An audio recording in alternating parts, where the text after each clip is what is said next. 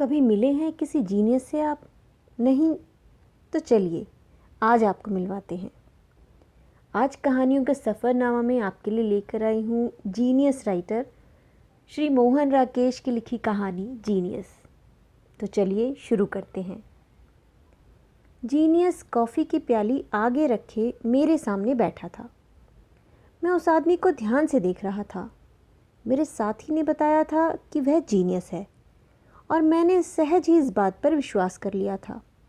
उससे पहले मेरा जीनियस से प्रत्यक्ष परिचय कभी नहीं हुआ था। इतना मैं जानता था कि अब वह पहले वाला ज़माना नहीं है जब एक सदी में कोई एक आधी जीनियस हुआ करता था। आज के ज़माने को जीनियस पैदा करने की नज़र से कमाल हासिल है। रोज़ कहीं ना कहीं किसी न किसी जीनियस की चर्चा सुनने को मिल जाती है। मगर जीनियस की चर्चा सुनना और बात है और एक जीनियस को अपने सामने देखना बिल्कुल दूसरी बात। तो मैं उसे गौर से देख रहा था। उसके भूरे बाल उलझकर माथे पर आ गए थे। चेहरे पर हल्की हल्की झुर्रियाँ थीं। हालांकि उम्र 27-28 साल से ज़्यादा नहीं थी। होंठों पर एक स्थायी मुस्कुराहट दिखाई देती थी, फिर भी चेहरे का भाव गंभीर था।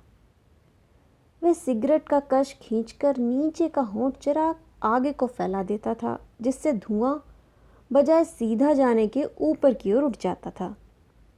उसकी आंखें निर्विकार भाव से सामने देख रही थी।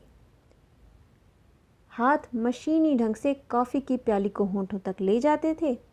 हल्का सा घूंट अंदर जाता और प्याली वापस सॉसर में पहुंच जाती थी। कई क्षण के बाद उसके मुंह से ये स्वर निकला। मुझे लगा कि उसकी हूँ साधारण आदमी की हूँ से बहुत भिन्न है। मेरे मित्र आपकी बहुत प्रशंसा कर रहे थे। मैंने वक्त की ज़रूरत समझते हुए बात आरंभ की। जीनियस के माथे के बल गहरे हो गए और उसके होंठों पर मुस्कुराहट ज़रा और फैल गई। मैंने इनसे कहा कि चलिए आपका परिचय करा दूं, मेरे साथी ने कहा। साथ ही उसकी आंखें झपकी और उसके एक दो दांत बाहर दिखाई दे गए। मुझे एक क्षण के लिए संदेह हुआ कि कहीं यह संकेत स्वयं उसी के जीनियस होने का परिचायक तो नहीं, परंतु दूसरे ही क्षण उसकी सधी हुई मुद्रा देखकर मेरा संदेह जाता रहा। जीनियस एक पल आंखें मूंदा रहा, फिर उसने इस तरह विस्मय के साथ आंखें खोली जैसे वह यह निश्चय न कर पा रहा हो कि अपने आसपास बैठे लोगों के साथ उसका क्या संबंध हो सकता है। उसके फैले हुए होंठ जरा सिकुड़ गए। उसने सिगरेट का कश खींचा और तंबाकू का धुआं सरसराता हुआ ऊपर की ओर उठने लगा। तो उसने कहा, देखिए ये सिर्फ आपको बना रहे हैं। मैं जीनियस वीनियस कुछ नहीं, साधारण आदमी हूँ। मैंने अपने साथी की तरफ देखा कि शायद उसके किसी संकेत से पता चले कि मुझे क्या कहना चाहिए, मगर वह दम साधे पत्थर की बुत की तरह गंभीर बैठा था। मैंने फिर जीनियस की तरफ देखा। वह भी अपनी जगह निश्चल था। बुरशट के खुले होने से उसके बालों से भरी छाती का काफ़ी भाग बाहर दिखाई दे रहा था। वह कहवा खाने का काफ़ी अंधेरा कोना था। आसपास धुआं जमा हो रहा था। दूर ज़ोर ज़ोर से कह कहे लग रहे थे और हाथों में थालियां लिए छायाएं इधर उधर घूम रही थी। मैं आज तक नहीं समझ सका कि कुछ लोग जीनियस क्यों माने जाते हैं। जीनियस ने कहना आरंभ किया, मैंने बड़े बड़े जीनियसों के विषय में पढ़ा है और जिन्हें लोग जीनियस समझते हैं उनकी रचनाएं भी पढ़ी हैं। उनमें से कुछ नाम हैं शेक्सपियर, टॉल्स्टॉय, गार्की और टैगोर। मैं इन सब को हेय समझता हूँ। मैं अब और भी ध्यान से उसे देखने लगा। उसके माथे के ठीक बीच में एक फूली हुई नाड़ी थी जिसकी धड़कन दूर से ही नजर आती थी। उसकी गलौठी बाहर को निकली हुई थी। बाईं आंख के नीचे हल्का सा फफोला था। मैं उसका नक्श अच्छी तरह जहन में बिठा लेना चाहता था। डर था कि हो सकता है फिर जिंदगी भर किसी जीनियस से मिलने का सौभाग्य प्राप्त न हो। शेक्सपियर सिर्फ एक वर्ड था, दो कश खींचकर उसने फिर कहना आरंभ किया, और अगर मार्लो वाली कहानी सच है तो इस बात में संदेह है कि शेक्सपियर था। टॉलस्टॉय, गार्गी और चेखव जैसे लेखकों को मैं अच्छा कॉपिस्ट समझता हूँ, केवल कॉपिस्ट और कुछ नहीं। जो जैसा अपने आसपास देखा उसका हूबहू चित्रण करते गए। इसके लिए विशेष प्रतिभा की आवश्यकता नहीं।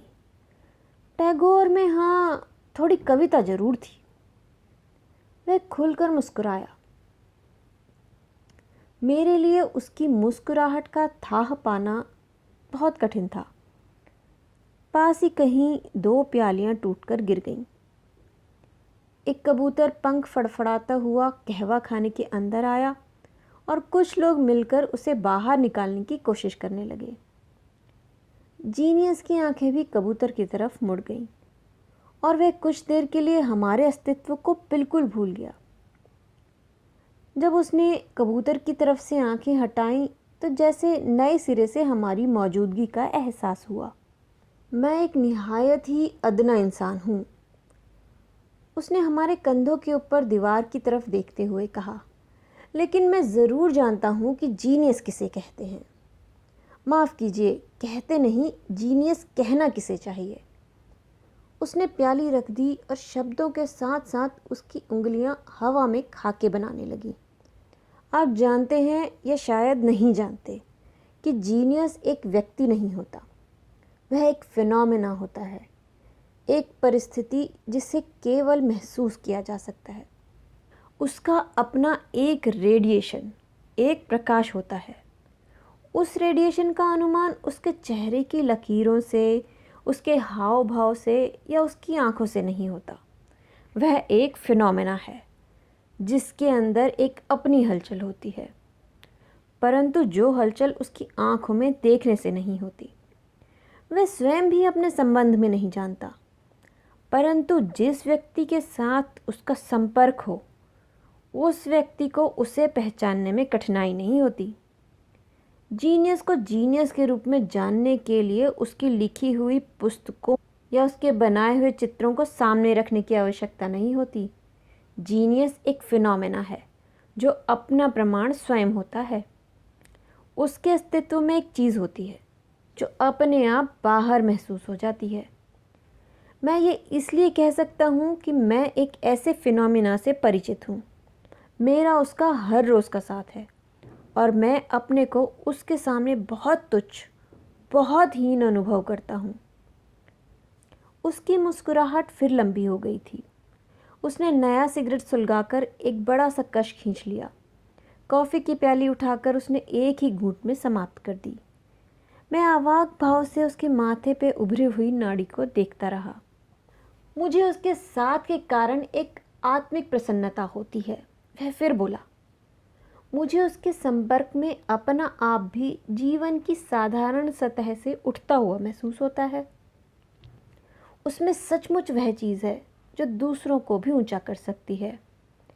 मैं तब उसका रेडिएशन देख सकता हूँ, उसके अंदर की हलचल महसूस कर सकता हूँ। जिस तरह अभी अभी वह कबूतर पंख फड़फड़ा रहा था, उसी तरह उसकी आत्मा में हर समय एक फड़फड़ाहट, एक छटपटाहट भरी रहती है। उस छटपटाहट में ऐसा कुछ है जो यदि बाहर आ जाए तो चाहे ज़िंदगी का नक्शा बदल दे, मगर उसे उस चीज़ को बाहर लाने का मोह नहीं है। उसकी दृष्टि में अपने को बाहर व्यक्त करने की चेष्टा करना व्यवसाय बुद्धि है, बनियापन है, और इसीलिए मैं उसका इतना सम्मान करता हूँ। मैं उससे बहुत छोटा हूँ, बहुत बहुत छोटा हूँ, परंतु मुझे गर्व है कि मुझे उससे स्नेह मिलता है। मैं भी उसके लिए अपने प्राणों का बलिदान दे सकता हूँ। मैंने जीवन में बहुत भूख देखी है, हर वक्त की भूख, और अपनी भूख से प्रायः मैं व्याकुल हो जाता रहा हूँ। परंतु जब उसे देखता हूँ तो मैं शर्मिंदा हो जाता हूँ। भूख उसने भी देखी है और मुझसे कहीं ज़्यादा भूख देखी है, परंतु मैंने कभी उसे ज़रा भी विचलित या व्याकुल नहीं देखा। वह कठिन से कठिन अवसर पर भी मुस्कुराता रहता है। मेरा सिर उसके सामने झुक जाता है। मैं जीवन के हर एक मामले में उससे राय लेता हूँ और हमेशा उसकी बताई हुई राह पर चलने की चेष्टा करता हूँ। कई बार उसके सामने मुझे महसूस होता है कि मैं तो हूँ ही नहीं, बस वही है, क्योंकि उसके रेडिएशन के सामने मेरा व्यक्तित्व बहुत फीका पड़ जाता है। परंतु मैं अपनी सीमाएं जानता हूँ। मैं लाख चेष्टा करूँ फिर भी उसकी बराबरी तक नहीं उठ सकता।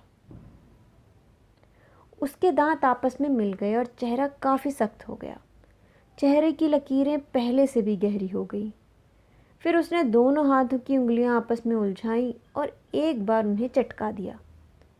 धीरे धीरे उसके चेहरे का तनाव फिर मुस्कुराहट में बदलने लगा।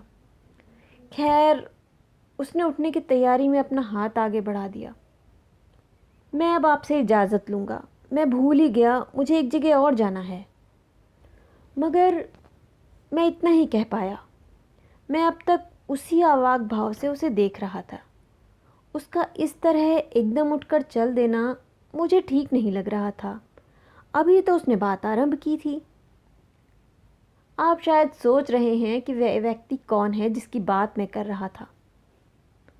वह उसी तरह हाथ बढ़ाए हुए बोला, मुझे खेद है कि मैं आपका या किसी का भी उससे परिचय नहीं करा सकता। मैंने आपसे कहा था ना, वह एक व्यक्ति नहीं, एक फिनोमेना है। अपने से बाहर वह मुझे दिखाई नहीं देता। मैं अपने अंदर उसका रेडिएशन ही महसूस कर सकता हूँ। और वह हाथ मिलाकर उठ खड़ा हुआ। चलने से पहले उसकी आंखों में क्षण भर के लिए एक चमक आ गई और उसने कहा, वह मेरा इनर सेल्फ है। और क्षण भर स्थिर दृष्टि से हमें देखकर वह दरवाजे की तरफ चल दिया।